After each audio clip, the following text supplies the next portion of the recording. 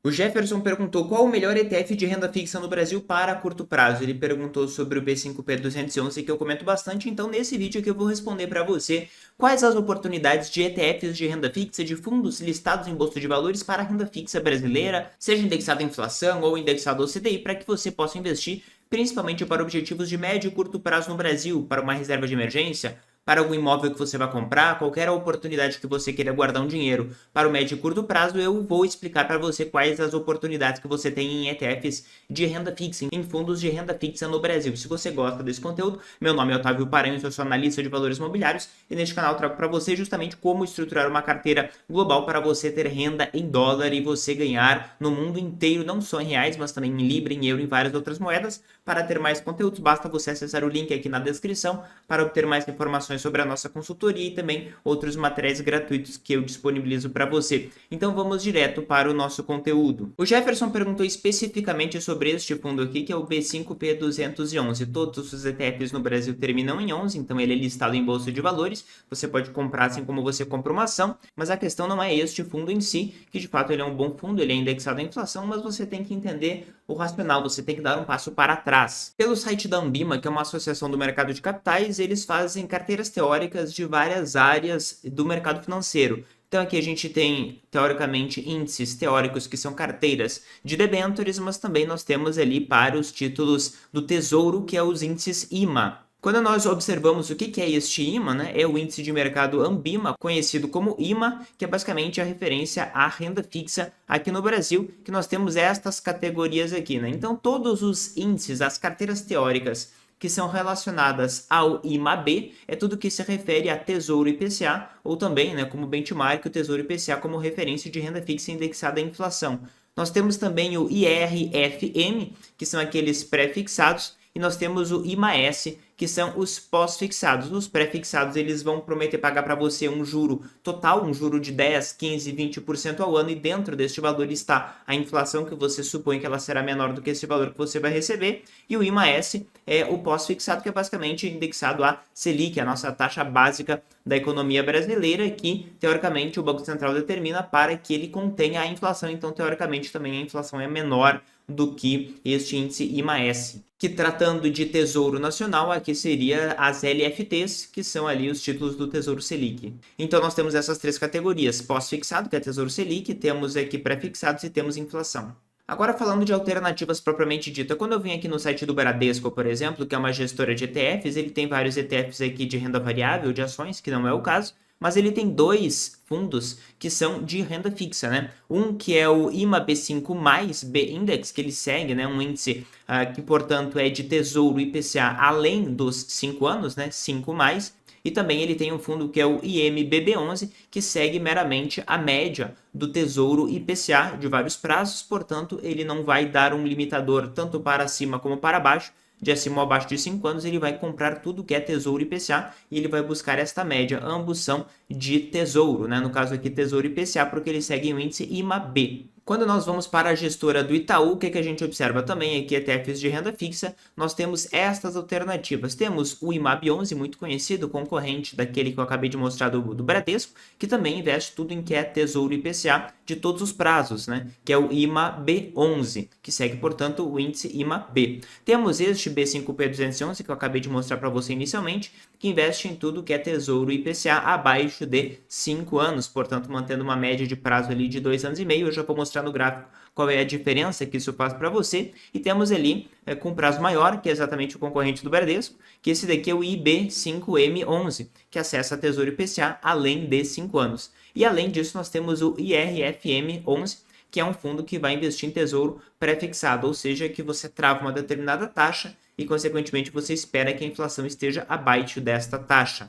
E temos também o IDK11, que é basicamente um ETF de renda fixa, também pré-fixado, mas com duration, ou seja, prazo médio ali de 3 anos, portanto um prazo bem menor e, portanto, bem menos volátil. Além do Bradesco e do Itaú, por exemplo, na Investo, que é uma gestora focada justamente em ETFs aqui no Brasil, em renda fixa no Brasil, ela tem 3 alternativas. Uma é o LFTS11, que, conforme você pode imaginar, investe em LFT, que é basicamente o Tesouro Selic. Então, é um fundo que vai comprar Tesouro Selic para você. Nós temos o NTNS11, que é um fundo que vai basicamente comprar Tesouro IPCA não abaixo de 5, mas abaixo de 4 anos. Então, ele também tem uma correlação muito alta com o índice IMAB, né? Só que nesse caso aqui é apenas até 4 anos. E por fim, nós temos o LFT-B11, que é um fundo que na realidade foi criado para escapar da maior tributação dos ETFs de renda fixa, e agora eu vou explicar para você por quê. No Brasil é basicamente assim que funciona. Se você compra títulos individuais de renda fixa, ou seja, o tesouro propriamente dito, o tesouro direto, ou se você compra uma debênture, um CRI, um CRA de maneira individual que oferecem para você, ou fundos mútuos de renda fixa, que é aquele fundo que oferecem para você na sua plataforma da corretora,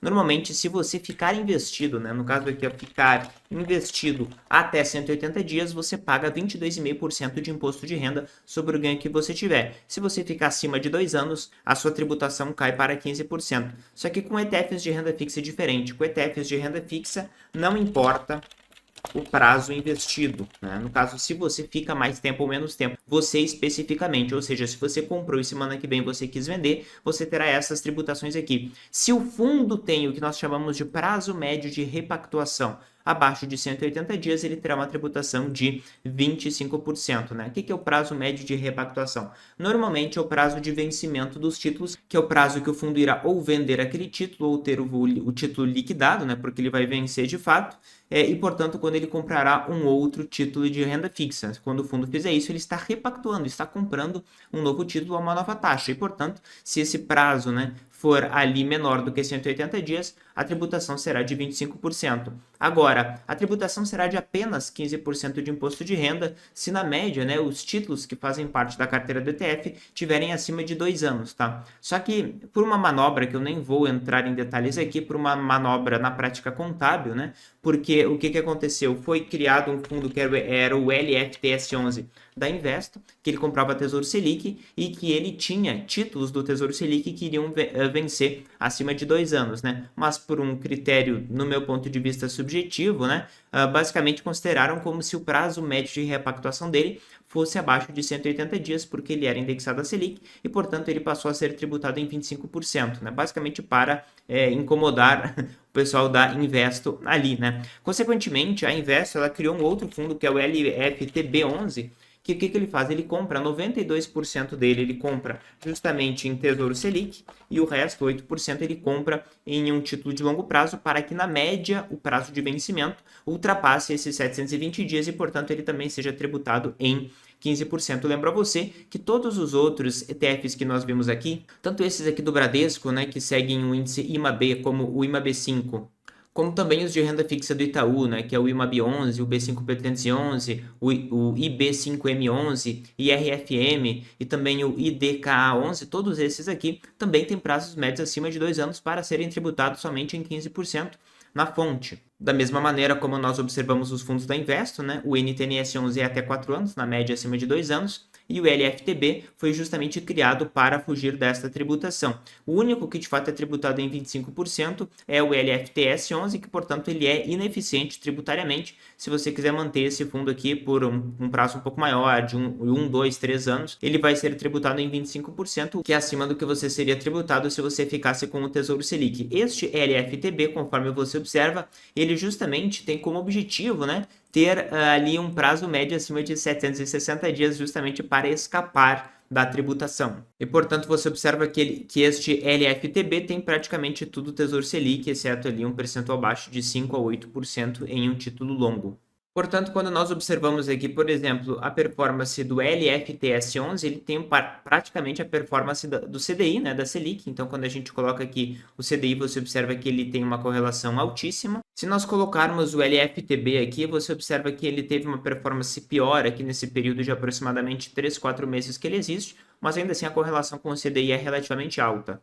Quando nós vamos observar este índice aqui, que teoricamente é aquele que origina o LFTB11, né? Embora ele tenha uma pequena alocação em um título longo que pode gerar maior volatilidade, é que ele performou nos últimos 5 anos 43% aproximadamente, muito parecido com o CDI. Agora, aumentando um pouco o prazo e agora não mais indexado ao CDI, mas indexado à inflação, a gente observa, por exemplo, aqui, né, no gráfico, você observa dois fundos, que é o NTNS11 aqui em rosa e o B5P211 em roxo, que basicamente investem em Tesouro IPCA abaixo de 4 ou de 5 anos, então eles são realmente muito parecidos, comparando aqui em verde com o índice teórico IMAB5, que é a média ali do Tesouro IPCA abaixo de 5 anos. Quando nós pegamos um prazo maior, ainda não existia o NTNS11, mas aqui ainda existia o B5P211, e você observa que ele tem uma correlação muito alta com a média IMAB5, que é basicamente Tesouro IPCA abaixo de 5 anos aqui. Inclusive, em determinado período que as taxas de juros subiram muito, né?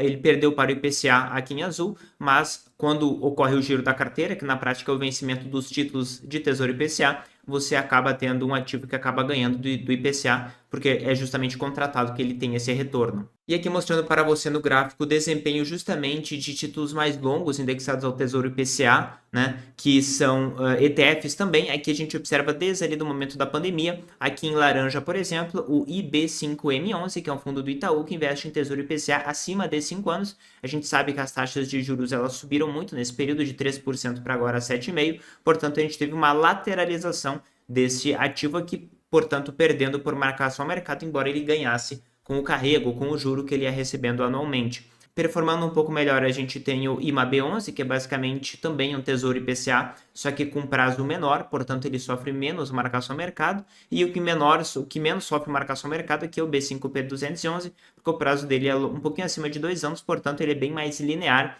ele sofre menos marcação ao mercado porque ocorre um giro da carteira bem mais intenso, com o vencimento, o pagamento ali dos juros e, portanto, o reinvestimento. Então, quando a gente pega desde o início ali do B5P211, aqui nos últimos 3 anos e meio, ele performou 35% nominal em reais. A gente teve o IMAB11 que performou 21%, e aqui nós temos o IB5M11 que performou 9% no período. Se a gente pega um período mais recente aqui da metade de 2023 até agora, comparando o NTNS11 e o B5P311, que são dois fundos de Tesouro IPCA, um de 4 anos aqui em azul, que é o NTNS, e outro aqui em bege, que é o B5P311, até 5 anos, vocês observam que eles foram realmente bem parecidos no período. E se eu comparar com os fundos do Bradesco, por exemplo, o IMBB11 aqui performa de maneira quase equivalente ao IMAB11, e nós temos também o do Bradesco, que é o B5MB11, que em amarelo, que também foi quase igual ao do Itaú, que é o IB5M11. Conforme a gente observa também nesse prazo um pouco maior, desde o início da pandemia ali,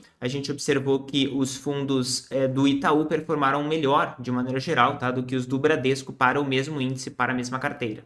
E apenas comparando aqui no gráfico para mostrar para você o IFRM11, que é tesouro pré-fixado, ou seja, que embute dentro do juro que é pago para você uma suposição de inflação. Aqui você observa que ele teve uma performance bem parecida com o IMAB11, que é de inflação, que é do IPCA, pelo prazo deles serem muito parecidos, então a volatilidade é parecida, tá? Ele sofreu bem menos no momento da pandemia ali, o que é bem notável, tá? O que é bem interessante aqui para você poder observar, mas de maneira geral é mais arriscado você ter títulos pré-fixados porque você não sabe qual vai ser a inflação. Então é uma aposta de que a inflação ela vai ficar baixa, tá? Então tome cuidado com isso. Fazendo um resumo para você entender então as alternativas de ETFs de renda fixa que eu tenho aqui para você no Brasil, tá? Obviamente isso aqui é minha interpretação, você pode ter uma interpretação diferente. O LFTB11 ele é um ativo de curto prazo porque 92% dele é na Selic. O LFTS11 é Tesouro Selic, então é pós-fixado, não vai ter volatilidade para você, mas ele tem essa tributação maior de 25%. Todos os demais têm tributação de 15% apenas, tá? Tudo descontado na fonte, quando você vender, a corretora ela vai fazer a retenção do lucro que você teve. Aí nós temos esses dois aqui, que é o B5P211 e o NTNS11, que os dois são de IPCA, tá? IPCA e IPCA. Esse daqui é CDI, este aqui também é CDI, né? Então esses aqui são de prazo normalmente mais curto. O prazo médio da carteira deles é de 2 anos e meio, títulos até 4, até 5 anos, então você tem ali um gasto ideal na média entre 2 e 5 anos. Depois você tem também aqui os indexados ao IPCA, né, que são ali mais voláteis porque tem um prazo médio de 5 a 8 anos dependendo do momento e, portanto, eles são mais voláteis conforme eu acabei de mostrar no gráfico para você. Normalmente, né, no Brasil você não é muito recompensado por assumir riscos longos, né? Então, muitas vezes o juro de um prazo curto é quase o mesmo juro de um prazo um pouco mais longo, né? Então, muitas vezes a sua rentabilidade é até muito parecida, embora você tenha uma volatilidade menor aqui com títulos curtos, né, com ETFs de renda fixa como o B5P211